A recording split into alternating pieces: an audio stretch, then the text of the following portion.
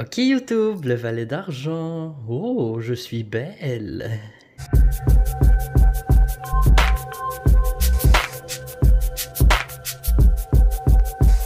Hey, salut tout le monde, j'espère que vous allez bien. Moi ça va très bien aujourd'hui.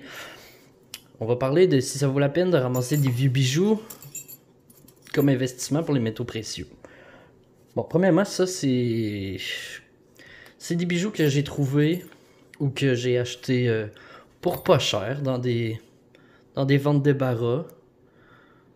Bon, ça c'est une bague de secondaire. Ça c'est des bagues avec du zircon. Celle-ci, par exemple, c'est une bague plus chère avec un vrai diamant dessus. Je les ai fait tester, puis avec le poids, ben c'est de l'or, puis tout ça.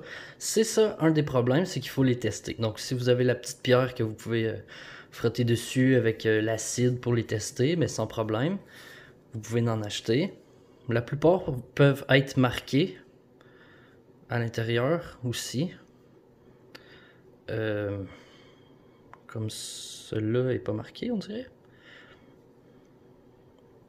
Ah oui, il est marqué là. 14 carats. Donc une petite bague de 14 carats. Ça peut être une bonne solution si on n'a pas l'argent pour acheter un once en or ou des pièces en fait en or. Ça va coûter moins cher un peu quand on les achète usagés. Puis on peut les revendre ensuite puis s'acheter des pièces. La même chose pour l'argent. J'en ai quelques-unes bagues, des colliers en argent. Donc j'en trouve un peu partout. Puis quand j'en trouve, je les achète. Je les mets en tas, comme ça. Puis là, je les amène à ma boutique locale. Puis je les vends. Puis après ça, je m'achète des pièces. Donc c'est la façon que je fonctionne depuis très longtemps, en fait. Je pense que ça a été mon initiation aux métaux précieux, ça. De trouver des bijoux comme ça dans des ventes débarras. Puis de les vendre, je les mettais sur eBay. Puis là, je voyais le prix monter comme extrêmement haut. Puis là, j'étais comme, ben voyons donc, tu sais, je comprends pas pourquoi. Puis là, je me suis intéressé plus aux métaux précieux. Puis c'est comme ça que j'ai commencé à m'acheter des pièces par la suite. Donc oui, ça peut être un bon investissement si vous payez pas cher. C'est comme une bague comme ça, si vous la payez 2$ dans une vente débarras, ben oui, là, vous allez faire de l'argent, c'est sûr.